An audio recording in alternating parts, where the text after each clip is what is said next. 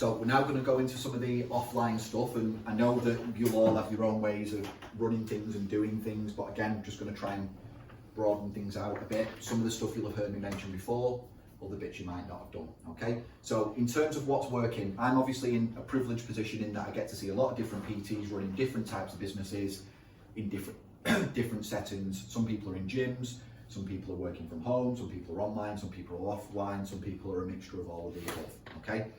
But in general, what are the things that are working? You're all fed up of hearing me talk about this, I'm fairly sure, but first and foremost, referrals are still the thing. They are the one thing that if you can get right, your business is absolutely solid for a very, very long time, okay? Which is why I've put it sort of front and center. The next one, it does say free trial, but what I mean by that is just any sort of trial of your service still works really well. Where I think you maybe need to differentiate between free trial and paid trial is I, in my business, would use a free trial as part of my referral scheme, but not for cold leads. Paid trial for cold leads, filter out time wasters and things like that, and freeloaders. Free trial might be something you implement as part of your referral system to make it easier for people to come in. And I'm going to talk about that in a little bit more detail in a moment. So any sort of trial works really well. If you look at some of the biggest businesses in our industry, some of the best gym systems that are now up and running, like these big group training gyms that are growing very quickly and opening multiple facilities, especially these boutique ones, they are all building that off the back of promoting a paid trial, okay? Having something to promote as an offer. The other thing that's working, content. We've already talked about it, but done properly, there are some PTs that I work with that are now really consistently generating leads. I generate quite a few leads through it. I wouldn't say it's consistent. I would say that some months are better than others, but content done in the right way with a little bit of strategy and a lot of consistency is now really, really working for people without the requirement of like big followings and stuff like that, or even having to pay for ads and stuff. So that's something that's important. The biggest picture on the screen is a trainer training someone. I've put that there on purpose because I think it's the thing that most of us forget, is that I do think that the biggest impact on your business is people seeing what you do on a day-to-day basis, okay? People getting to witness you train your clients and do a good job and watch how that person leaves the gym. Do they leave with a smile on the face? Do they look like they're having fun? Do they look like they're having a good time? Do not underestimate that. The fact that other people can get to see you working is hugely valuable. And if you're not in a position where people get to see you working, it might be that you need to share a bit more of that so that people see more of it, okay? But the work you do with your clients, usually we only think of in the context of generating referrals. The way I'm talking about it here is the people that don't know you or your client that are watching and paying attention. That goes on way more than you would think. And you probably do it with things that you're noticing more than you think as well, okay? So that, looking after the ones you already have is huge, not just for that, but then for all of the stuff that comes your way that you would never know started there. I can guarantee that someone that buys a trial from you in 6 months' time or inquires with you in 6 months' time has seen you do that on the gym floor at some point or online or somewhere else, yeah? So that bit's really, really important. Just remembering that those eyeballs are always on you, especially if you're in a big gym. This you'll have seen me talk about on social media briefly, potentially. I'm going to go into it into a bit more detail today, okay? This now really is the one thing that I do very, very consistently that keeps my business where it is and allows me to grow despite having zero footfall anymore. I've got no footfall, no one sees me work anymore. that got taken away when the gym closed and I decided not to work there anymore. And this is all referrals based, okay? Before I go into the method itself, the method is very simple. This recent realization is what underpins the methodology, okay? So let me talk you through that first. Not that long ago, I realized that as PTs, most of us approach leads and referrals the wrong way around, okay?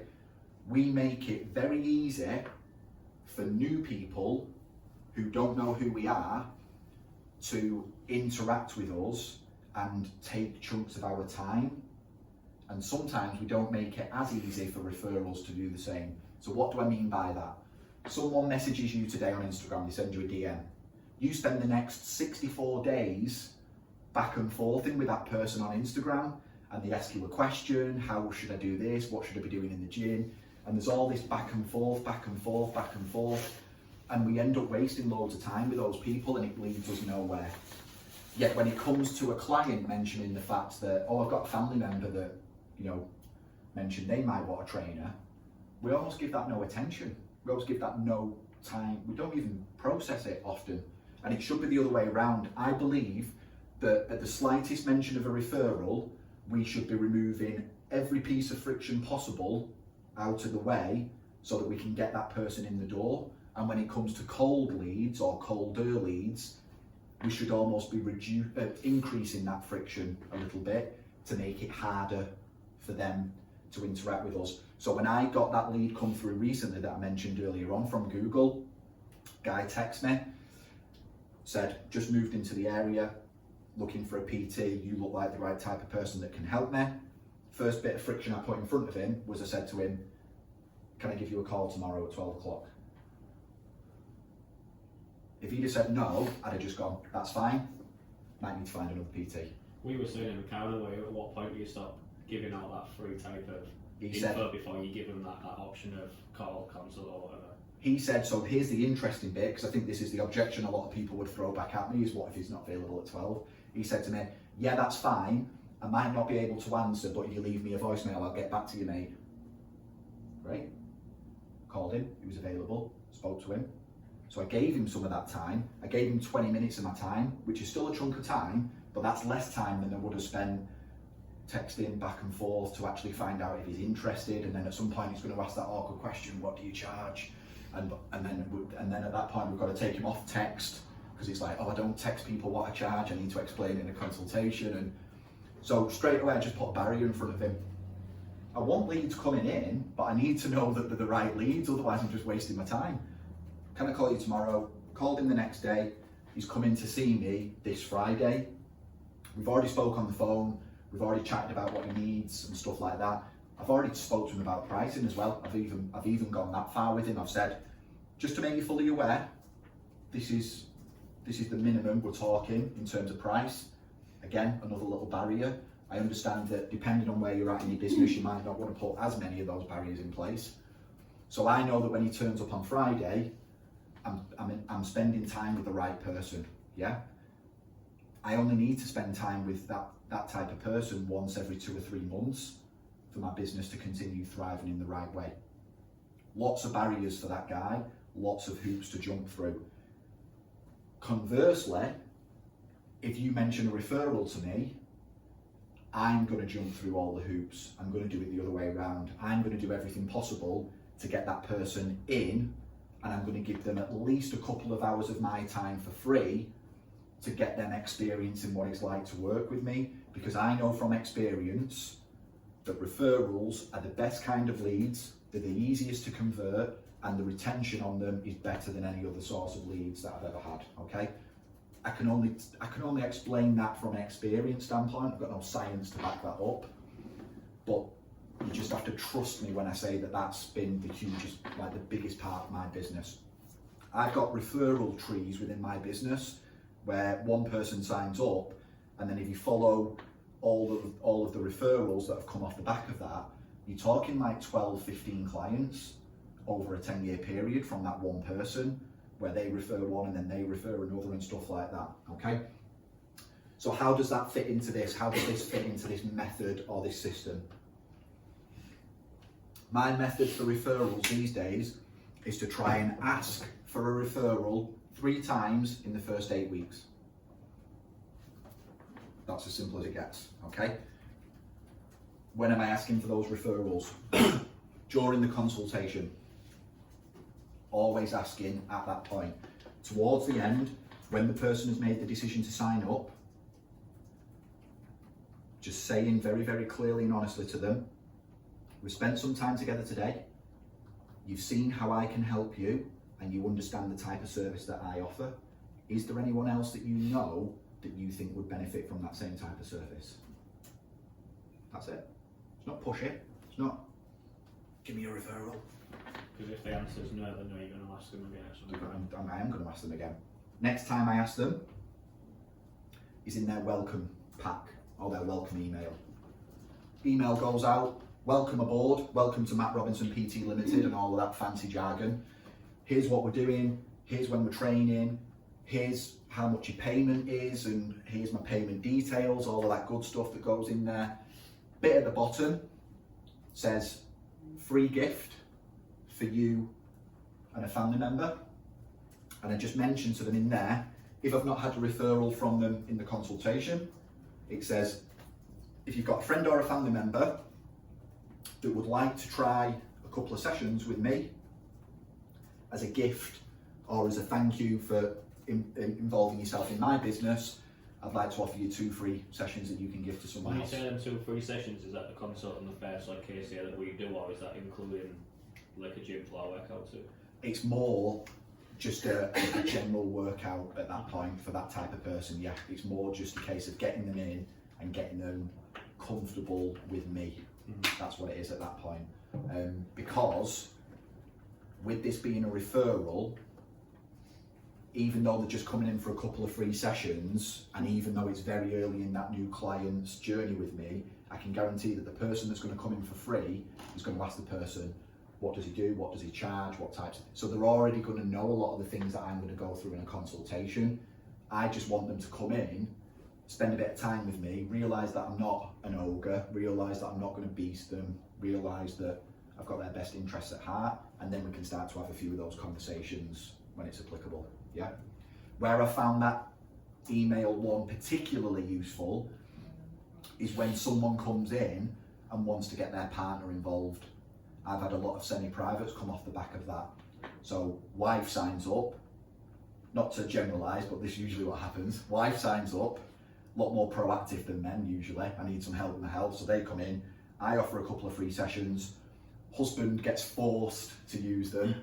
Go and see Matt use these free sessions, and then husband reluctantly signs up and ends up joining in, yeah? So that's the second point. Third point, and this is where your 8 might change, it might be 4, it might be 6, it might be 8, is first review, okay? So first full review, making sure it gets asked there.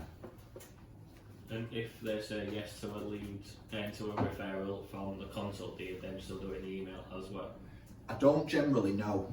No, I usually leave it at that point and would wait to the review. Just because, and again, this is where you've got to take what I teach and apply it to your business. The reason I don't do that is because I've come to realise that I can only really service one lead at a time. If I've got a lead, that's all I need. I don't want 2, I want 1. So if I've got 1, I'm happy.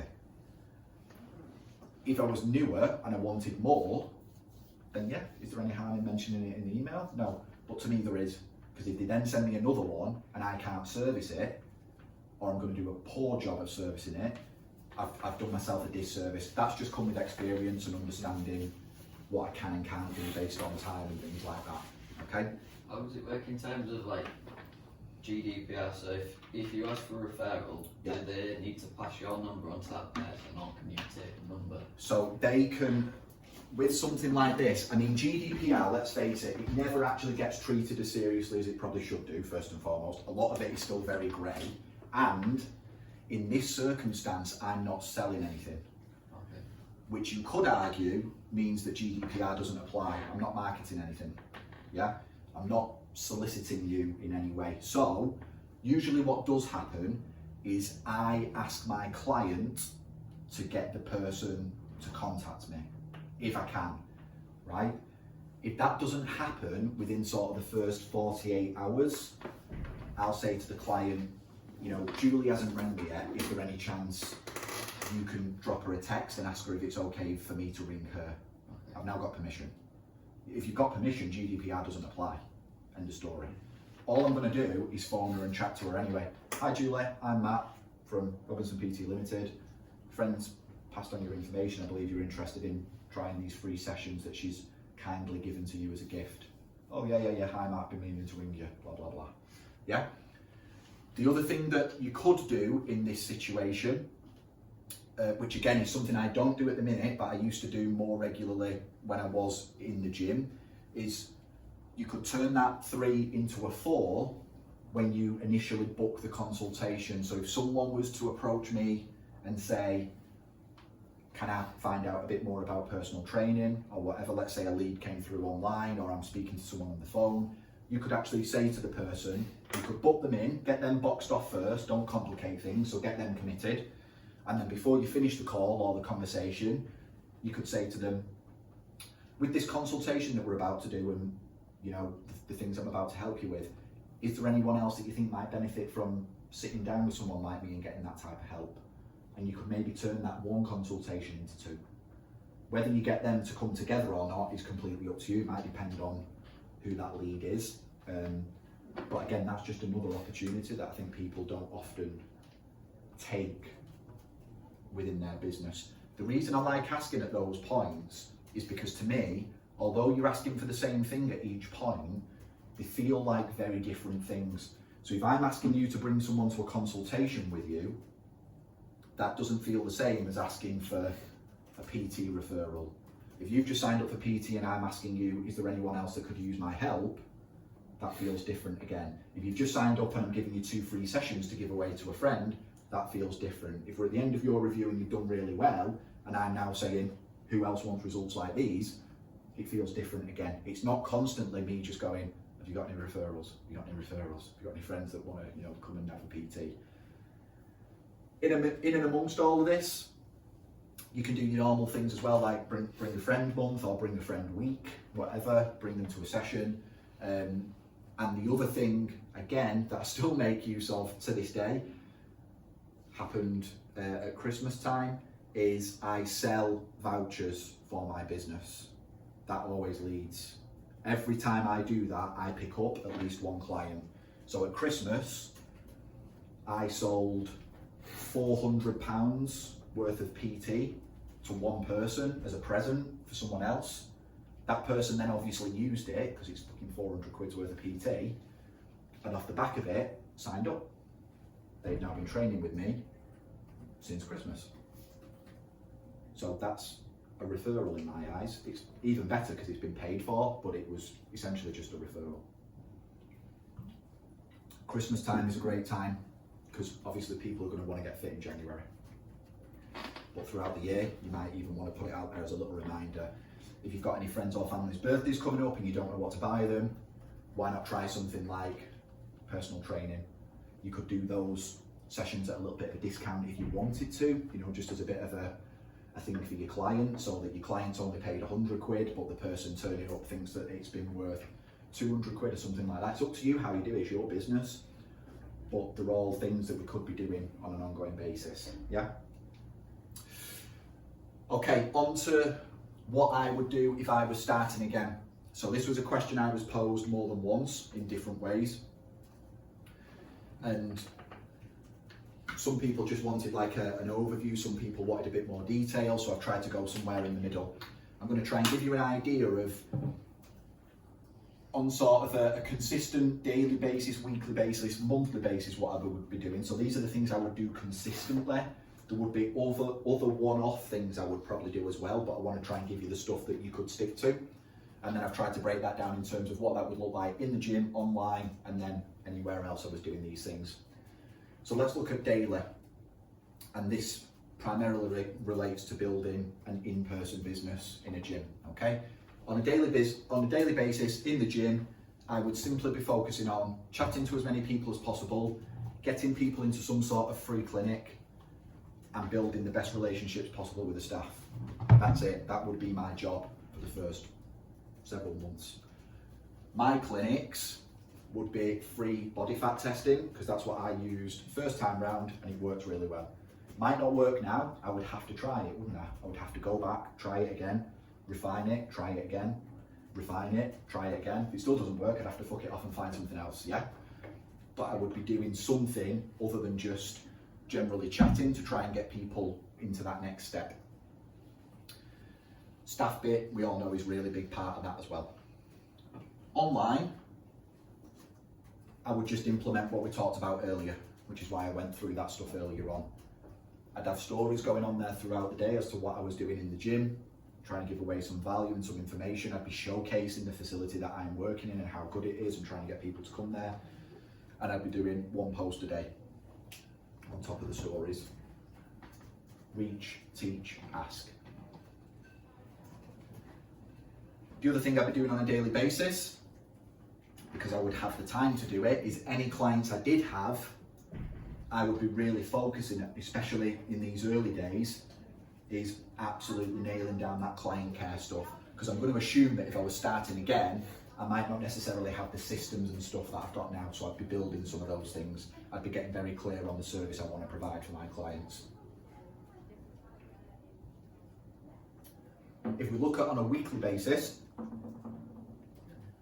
in the gym, I would prioritise the sales team. I would be sitting down with the membership team at least once a week. I would be incentivising them to send leads my way. You take that however you want. I'm not allowed to tell you whether or not you can offer referrals to sales. Well, I probably can now because I've got nothing to do with Total Fitness, but anyway. I would be incentivising the sales team to send business my way and making them my best friends, just because people that are in sales jobs usually really like money. That's why they end up in sales. They like commissions and stuff like that. And they're the first point of contact, aren't they, for the gym, so it just makes sense. They are also salespeople, so they're good at selling things. Why would you not use that skill set? Online, I would be doing these things on a weekly basis. So I'd have some sort of email newsletter that I would be setting up. I wouldn't have it all done. I would be doing these things, yeah? These wouldn't all be done from day one. I would be building them as I went along. I'd be doing some sort of longer weekly video content, which might go onto like a YouTube channel. Because you've got to remember, YouTube is part of Google. Google is great for finding local businesses. YouTube is just the second biggest search engine to Google. So if someone's typing in shit on there or on Google, those results come up first.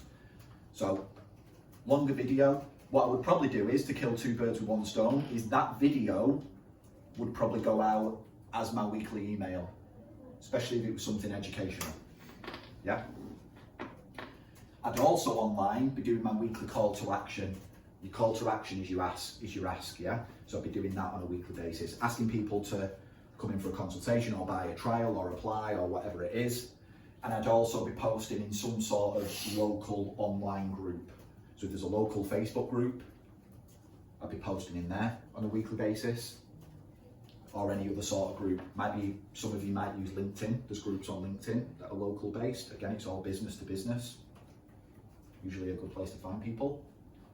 And I'd just be building these skills. The other thing I would do is I would have a weekly slot in my diary, literally a slot dedicated to follow up.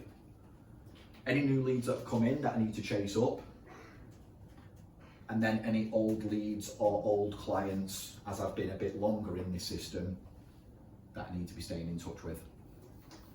I remember you drilling that to me right at the beginning. Last Wednesday, everyone, if I contact old clients, leads, Yeah. every time.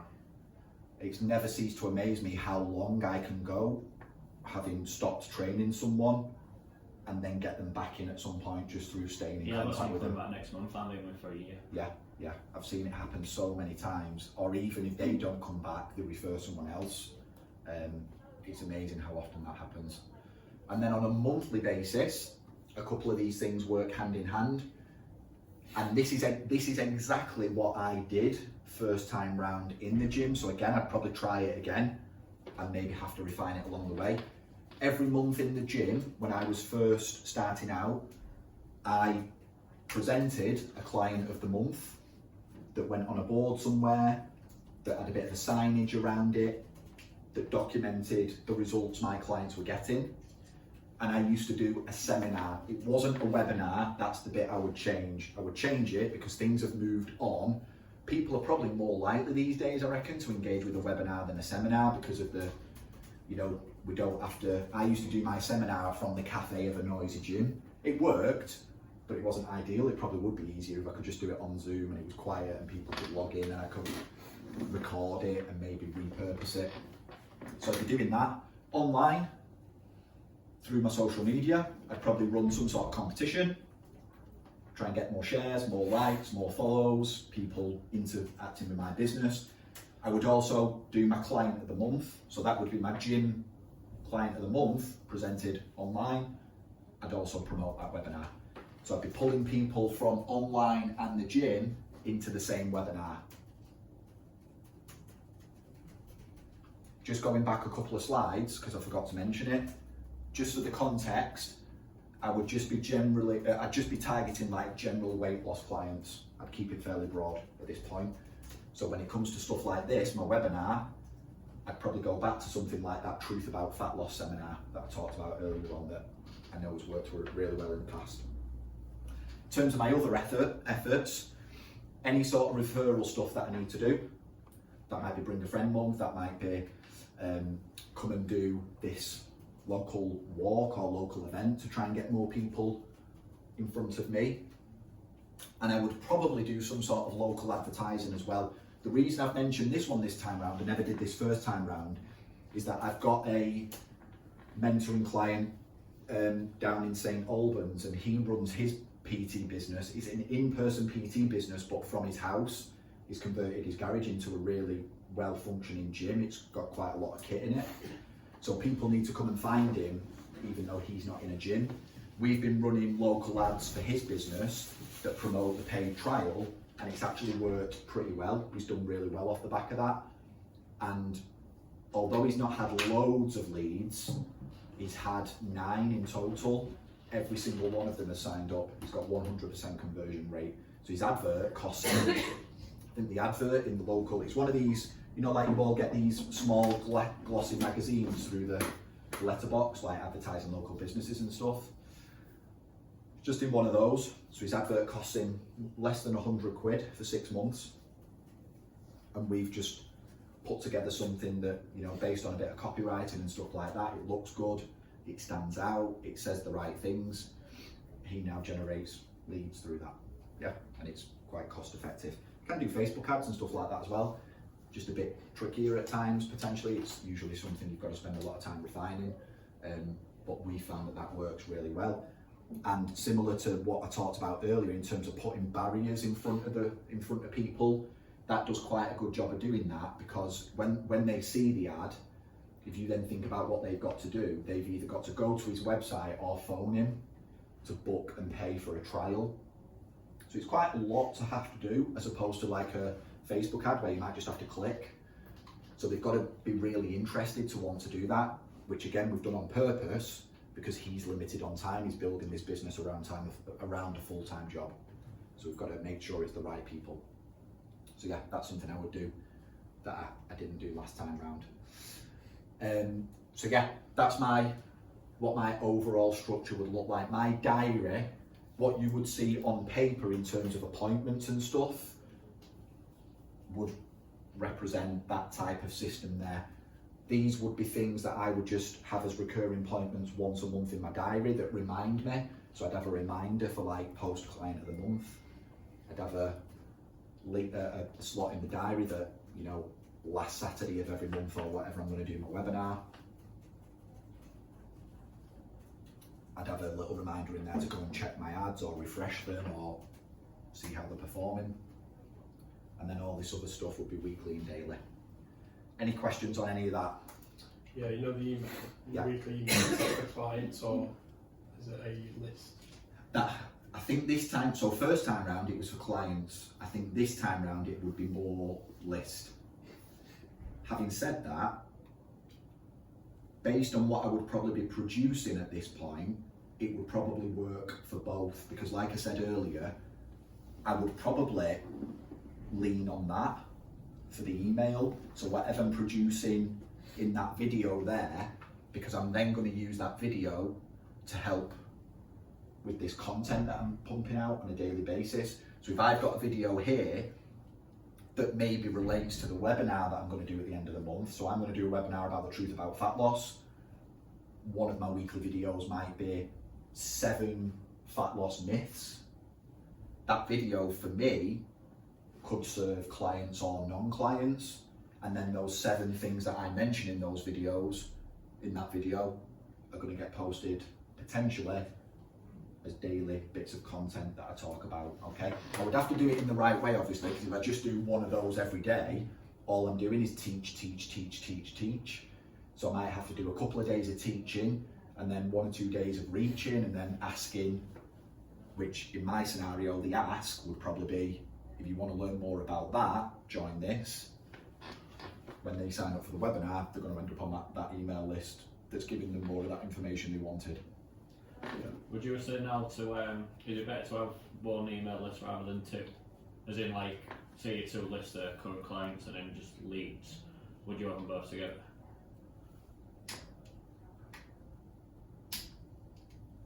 I think it depends on what you can commit to. So, personally, would I be sending two lots of emails out a week? Probably not, if I'm honest. So I would either pick one or the other, or have them both in the same place. Yeah, because when I started it was 2. Yeah. It was 1 for clients, 1 for like just general people I was getting emails from, and when we created landing pages, otherwise now it's just 1. Yeah. What you might need to do is, if you were going to do any sort of asking or promotion through your email list, it might just be that you have to exclude clients, which is quite easy to do. You know how to do that through your software and stuff. It's not that difficult, but any teaching and that you do on an ongoing basis, you can maybe send out to both. Again, first time round, I did actually build an email list in a really sort of hacked together sort of way. I just did it all through Gmail. And it wasn't done through proper software or anything. If I was going to do it now, I'd be a bit more serious about it, especially with GDPR and stuff like that. I once got told off because I sent out an email to like 200 people and I hadn't put everyone's email address in BCC. So it just, and this guy responded, I was like, oh shit. Probably wouldn't get away with that mistake now. So I'd make sure I did it in the right way. But yeah, those are the types of things I would be doing if I was starting from scratch. Obviously, we're going to make the assumption that I know what I know now. And obviously the skills I've had to learn along the way to make some of that possible, especially when it comes to like running webinars and seminars and stuff, that just comes with experience and confidence. But you might do something else instead. You might decide that you're just going to do like a bit of an open day or a bring a friend day or whatever, which is where, again, I think stuff like this is really important. If you're friendly with those guys, we can get people usually into the gym to try it for a couple of sessions if they think that it's then going to give them the chance to sign a new member up and stuff like that. Obviously, you've got to play within the rules, you've got to be careful, but it's amazing how much slack there is in those rules if you've got the right relationships. Any other questions on any of this? It's all fairly simple, but you would have to be doing it. That's the thing, you have to make sure that it was being done. Notice as well how in putting this together, I would be doing stuff that potentially ticks more than one box. So like I said, as that example over here, I'm going to film that video, but then that'll help me do that email list and it's going to help me do that online content. It's probably the thing that I would post in the local group as well.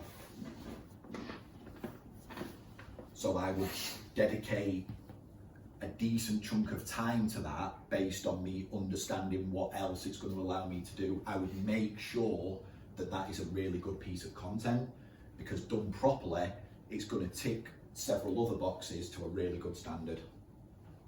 Yeah?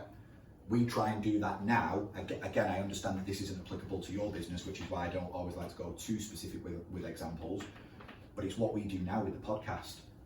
our podcast, we put time, energy and effort into, we get it edited, we get it all done professionally and stuff like that, so that as a standalone piece of content, it's really good, but then we have the ability to pull stuff out of there and reuse it elsewhere, and we don't even scratch the surface in terms of what we could use it for.